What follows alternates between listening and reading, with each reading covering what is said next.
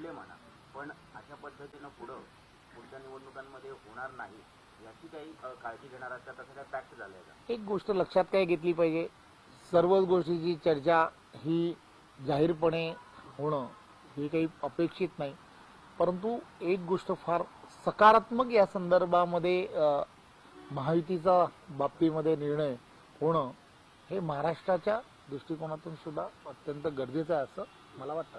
निवडणुकांमध्ये जागांचा फॉर्म्युला नेमका कसा ठरवणार?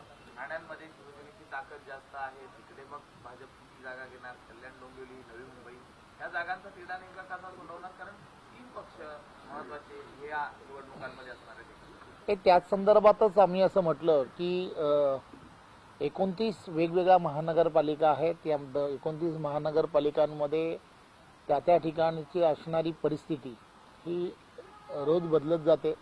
पूर्वीची आणि आताच्या परिस्थितीमध्ये फार फरक आहे.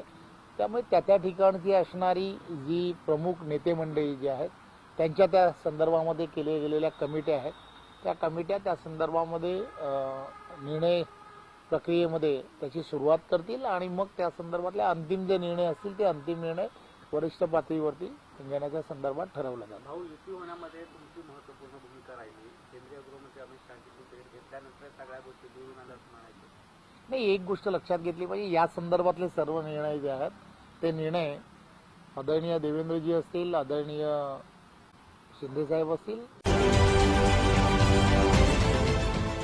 देश विदेशातील प्रत्येक घडामोडींचे लाईव्ह अपडेट मिळवण्यासाठी आता साम टीव्हीच्या सर्व सोशल मीडिया प्लॅटफॉर्मला लाईक, फॉलो आणि सबस्क्राईब करा. तसंच सर्व नोटिफिकेशनसाठी बेल आयकॉन प्रेस करायला विसरू नका.